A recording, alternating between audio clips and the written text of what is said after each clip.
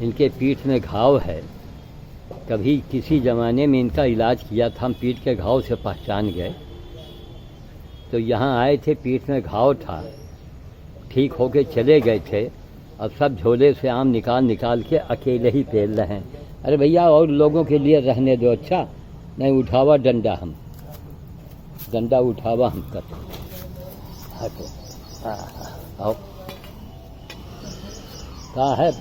हाँ बस चना खाओ, जितना खाना हो चना खाओ। हाँ चना खाओ। सब आम निकाल निकाल निकाल निकाल, आधा खा रहे हो आधा कर रहे हो। ये लोग डेरा डाले हैं अपना सुबह से, बूढ़े वाले वहाँ चले गए। ये देखो कितनी भयंकर भयंकर बर्रैयाँ हैं। श्रीमती जी से कहा कि इसको मून दिया करो, खा लो। ये वाला ढीठ है, भागा नहीं, देखो खाओ।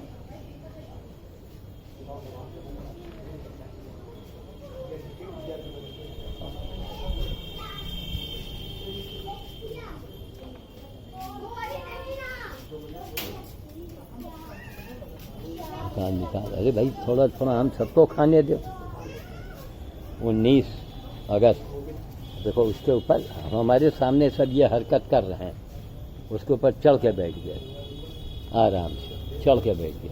अब इसको मत खाना। अच्छा हाँ, इसको मत खाना। वो देखो हुमा, वो जाके घास भूस खा रहे हैं। बुढ़ा हो गया है, उसके पीठ के घाव से हम पहचान गए।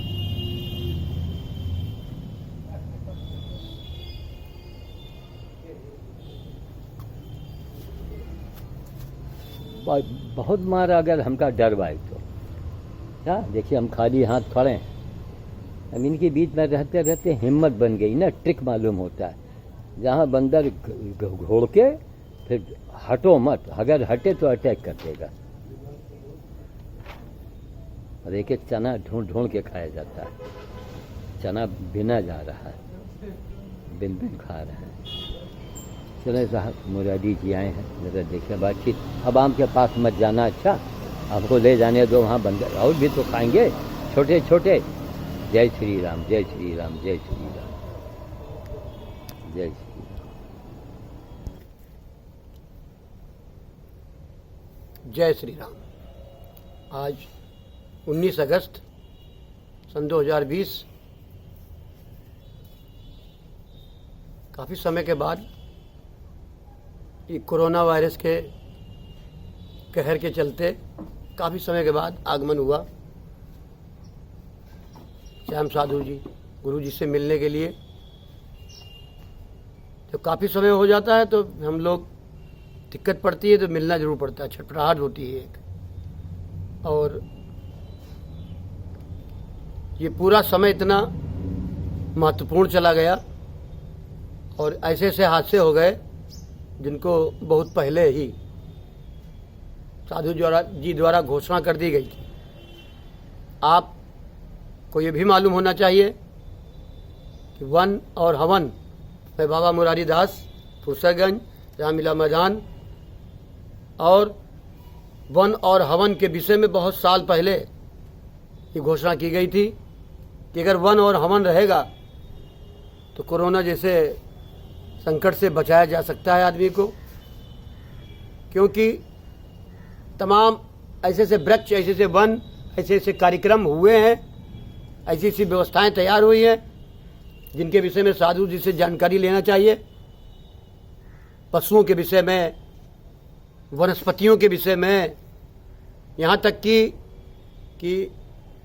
दृढ़ इच्छा शक्ति, राजनीतिक निर्णय, ऐसे ऐसे राजनीतिक निर्णय हैं जिनको हर आदमी नहीं ले पाता, मगर जब वो किसी संत से प्रेरणा लेता है तो उसके अंदर एक ऊर्जा आती है, तो उस कार्य करने में उसके अंदर क्षमता उसकी दुगनी हो जाती है। इसलिए चाहिए हमारे देश के राजनेताओं को ऐसे धर्म के प्रति आस्थावान व्यक्तियों को, जो संतों से आशीर्वाद लेकर के आगे बढ़ रहे हैं, विशेष तौर पर साधुओं में अवघड़ की उपाधि आज से 10 साल पहले साधु समाज संगठन ने दिया था। और अवघड़ की बात कभी गलत नहीं होती। कोई भी आदमी संसार के अंदर अगर सत्य अवघड़ है वो, तो उसकी बात कभी गलत नहीं होती। इसलिए आज जो भी माहौल चल रहा है, समय समय पर सरकार को भी साधु जी से राय ले लेनी चाहिए। तमाम ऐसे मुद्दे हैं जिन पर सरकार को सभी से राय लेनी चाहिए। छोटी छोटी बातें ही सरकार को अपदस्थ करती हैं और वही बातें बड़ी हो जाती हैं। तो आज हम छोटी बातों को ध्यान देना चाहिए। हमको हमारा एक आज हाथ जोड़ के ये प्रार्थना है साधु जी से एक विशेष तौर पर, और हम भी एक निवेदन कर रहे हैं सरकार से, या योगी जी, मोदी जी, कि जो किसान सम्मान निधि का जो पैसा दिया जाता है, किसान सम्मान निधि, ध्यान दें हमारी बात का, ये एक सरकार का बहुत बड़ा आर्टिकल है किसानों के लिए, जो गरीब किसान है, जो मीडियम किसान है, जिनके पास 2 बीघे 3 बीघे खेती है, ज़्यादा खेती नहीं है, उनके लिए सम्मान निधि का एक व्यवस्था की गई है। हम एक बार ये कहना चाहते हैं कि अगर गाय बैल को बचाना है, ध्यान से सुनना हमारी बात को जरा, इससे गवर्नमेंट के लिए बहुत विशेष बात है ये, और ये साधु जी की प्रेरणा से मेरे दिल में आई है। मैं आपको बताने जा रहा हूँ कि सम्मान निधि जो पैसा दिया जाता है, अगर गवर्नमेंट को गाय बैल को बचाना है तो उसी किसान को सम्मान निधि का पैसा दिया जाना है जिसके पास एक जोड़ी बैल और एक गाय और हल हो, और जिसके पास बैल गाय हल ना हो, ऐसे लोगों को सम्मान निधि का पैसा देना अच्छी बात नहीं है। अगर सरकार को गाय बैल वास्तव में बचाना है तो इसके लिए कानून लाना पड़ेगा कि जो भी गाय बैल छोड़ रहे हैं भर भर के, डंडा लेके जो भगा रहे हैं सैकड़ों, आप कितने गौशाला बनाएंगे? इतनी गौशालाएं नहीं हो पा रही हैं, व्यवस्थाएं नहीं हो पा रही हैं। आपने तो व्यवस्था कर दिया बढ़िया, मगर वहाँ के कर्मचारी, वहाँ के जो अर्दली, जो वहाँ के मुंशी हैं, आधा जानवर गाय को देते हैं, आधा जानवर सामान अपना खा जाते हैं।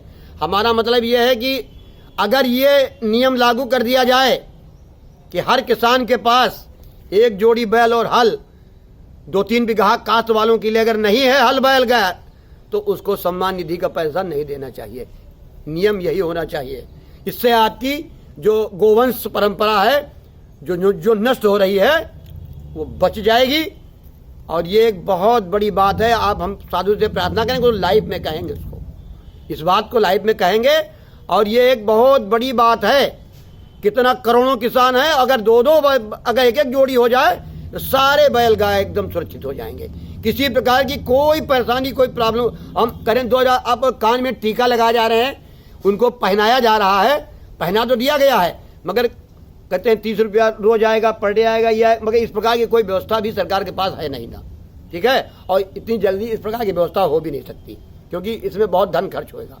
इसलिए मैं चाहता हूँ कि जो भी किसान हैं, असली किसान हैं, और जो सम्मान निधि, किसान सम्मान निधि से जुड़े हुए हैं, वो कम से कम एक जोड़ी बैल और एक गाय जरूर रखे। देसी गाय की विलुप्ति हो रही है, और ये 100% है। जिस दिन गाय बैल नहीं रहेगा, कभी भी विश्व युद्ध हो सकता है, आपका पेट्रोल खत्म हो सकता है, आपका डीजल खत्म हो सकता है, तो आपके हाथ कट जाएंगे। फिर आपको वही बैल याद आएंगे, फिर आपको वही गाय याद आएगी, जिससे हल से आपके जीवन में अन्न उत्पन्न होगा। बगैर अन्न उत्पन्न हुए आप जिंदा नहीं रह सकते। आपके पास धन दौलत सोना पैसा ये आपके काम नहीं आएगी। साधु जी ने यही बताया है, इसी पर जोर दिया है, पूरे वर्ल्ड को चुनौती दिया है कि कोई ऐसा हो तो आ जाए मैदान में। मैं इसी बात के लिए तैयार हूँ कि अगर कोई चाहे, इस पर रिसर्च करना चाहता हो, तो हम लोग रिसर्चर हैं, यानी ऋषि, हम लोग खुदे रिसर्चर हैं। तो रिसर्च किया हूँ, और आने वाले दिनों में एक एक बात साधु जी की समाज को माननी पड़ेगी। नहीं मानोगे बर्बाद हो जाओगे, नहीं मानोगे तो उस रास्तों को आपकी सारी व्यवस्थाएं सब खरमंडल हो जाएगी, एक भी आपकी व्यवस्था नहीं बचेगी। देख रहे हो कोरोना ने फैला करके पूरे वर्ल्ड में क्या स्थिति कर दिया है? अगर ये स्थिति बनी रही, ये आदमी सड़सड़ को तरस रहा है एक एक बूंद के लिए। है। आज धंधा नहीं, रोजगार नहीं, सारी व्यवस्था भंग हो रही है। आज जानवरों के आदमी के लिए नहीं है, ये देखिए आदमी के लिए नहीं व्यवस्था हो रही है। जानवर की तो बात ही रही है, मगर साधु संत महात्मा ने हमेशा जानवर संपूर्ण जीवों के प्रति जो भाव रखा है, यहाँ साधु जी ने, ये बंदर ही की बात नहीं है कि बंदरे भोज होता हो, नहीं, बंदर हो, कुत्ता हो, गधा हो, घोड़ा हो, जो भी अपाहिज है, निरीह है, जिनका कोई पुरुषार्थ नहीं है, न जाने अभी 2-4 बंदर यहाँ टहल रहे थे, आ जाते हैं, चना भरा हुआ है, सामान लगा हुआ है, कोई प्रकार की कमी नहीं है, आप सभी लोग देने वाले हैं, साधु जी कहाँ से लाएंगे? देने वाले तो सब आप ही लोग हैं, करने वाले मगर उस तरीके से नहीं करते हैं साधु जी। आओ भाई माल भरे रहो, आओ आओ आओ भरे रहो, अब माल कहाँ जा रहा? नहीं, सीमित चाहिए, उतने चाहिए जितना हमारे पास खर्च है, जितनी हमको जरूरत है। ज़्यादा धन दौलत करेंगे, बड़े बड़े आश्रम देख रहे हो क्या हो गया हालत। तो इसलिए साधु जी ने ना कोई बहुत बड़ा आश्रम बनाया है, एक वाटिका बनाई है जिसमें हजारों पेड़ पौधे, किस्म किस्म के तरीके के पौधे सब तैयार होते हैं। इसमें मुरारी दास जी उनके शिष्य है सहयोग में, और तमाम सहयोगी लोग के माध्यम से साधु जी ने आज जो वर्ड में अपनी बात रखी है, वो आज तक किसी संत ने इस प्रकार से बात नहीं रखी है। मैं कहता हूं कि कुछ संत की परिभाषाओं का जो विश्लेषण है, उनमें साधु जी बिल्कुल खरे उतरते हैं। आज के युग में क्या मतलब है, कोई राम राम कहना सत्य बात है, अच्छी बात है, पूजा करना अच्छी बात है, मंदिर जाना अच्छी बात है। अब क्या स्थिति हो गई, कितने मंदिर खुले हैं, कितने बड़े बड़े मंदिर बंद हो गए, सारी व्यवस्थाएं भंग हो गई। कहा ईश्वर की व्यवस्था है, देखिए पहले आप ध्यान से दीजिए, वो कह रहे हैं कर्म करो, सेवा करो, हमें घंटा थोड़ी देर में भले हिलाओ, मंदिर भले ना आओ, मगर सेवा करिए, कर्म करिए। अगर आप सेवा और कर्म नहीं करेंगे तो आपको मंदिर और मस्जिद और गुरुद्वारा जाने से कोई उसका अर्थ आपको नहीं मिलेगा। धर्म का मतलब ही समझ लीजिए, धर्म का मतलब फसाद नहीं, झगड़ा नहीं, किसी धर्म की अवहेलना नहीं करना। धर्म का मतलब अपने कर्तव्यों का पालन करना। आप जिस देश, जिस राष्ट्र में रहते हैं, जिस समाज में रहते हैं, आपका वही धर्म है, आपकी वही व्यवस्था है। आप उस धर्म के खिलाफ कोई भी काम करते हैं तो आप राष्ट्रद्रोही हैं, किसी भी जात के हो, किसी भी संप्रदाय के हो, किसी भी व्यवस्था से जुड़े हो। अगर आपको राष्ट्र धर्म नहीं आता, इससे बड़ा कोई संसार के अंदर धर्म दुनिया के अंदर है ही नहीं। आज राष्ट्रीय धर्म के अंतर्गत सब जीवों की सेवा, समाज की सेवा, सारी व्यवस्थाओं का आंकलन, ये जो कुछ भी साधु जी के माध्यम से एक आदमी, निरीह एक आदमी, केवल अकेला एक आदमी पूरे विश्व को चैलेंज कर रहा है। एक परशुराम, एक रावण, एक ही सब कुछ काफी है। हमने पहले भी यही बात कही थी कि अगर विश्व में एक ही ब्राह्मण, वही पूरे विश्व को करने के लिए बहुत काफी है। एक मोदी पूरे विश्व को ललकार रहा है, एक समस्या, एक ही आदमी। क्या देख रहे हो कितने चोर, कितने मक्कार, उनकी भाषाएं सुनिए, उनकी बात सुनिए, उनके कहने का ढंग सुनिए, हैं? अभी उनकी बात सुनिए, उसी देश में रहते हैं, मगर इस देश के खिलाफ राष्ट्रद्रोह की भावना भरते हुए इस देश में ही इस देश को अलग करने की कोशिश करते हैं। ऐसे राष्ट्रघातियों से साधु जी ने होशियार होने के लिए कहा है।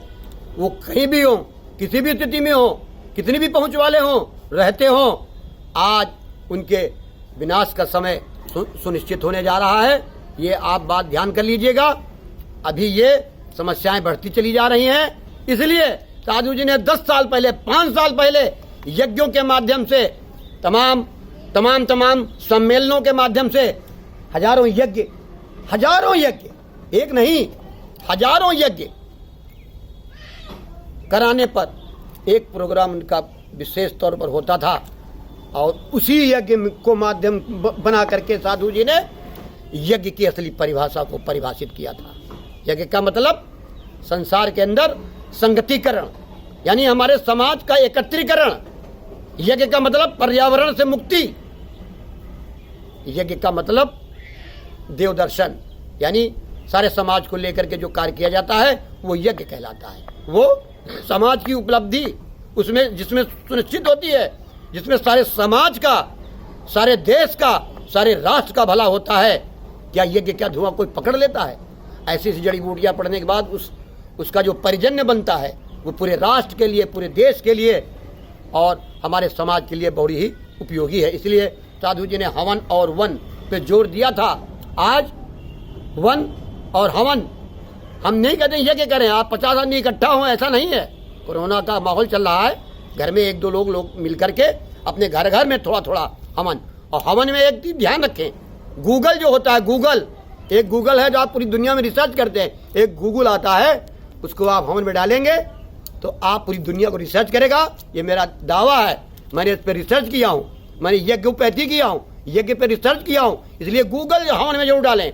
गूगल डालेंगे हवन में तो वातावरण आपका बिल्कुल बदल जाएगा और सारे आपके कार्यक्रम, सारी व्यवस्थाएं आपकी कंप्लीट हो जाएंगी। इसलिए आज हम काफ़ी महीने बाद आए हैं साधु जी के पास।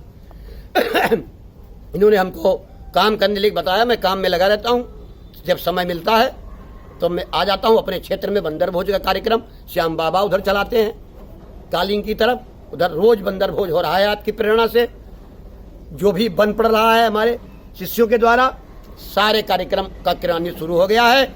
इसलिए आज के इन दिनों में आज जो भी इस बात को सुन रहा है, देश, सरकार, समाज अपनी अपनी बात को सरकार से कहे। खास तौर पर जो हमने गाय वाली बात कही है वो ध्यान दे, इसका एक कानून जरूर बनाए, वरना गायों बैलों की बड़ी सब कुछ हिफाजत होते हुए बड़ी दुर्दशा हो रही है। इसकी कल्पना नहीं की जा सकती है, मगर ये कोई बुराई की बात नहीं है, ये एक सुझाव की बात है।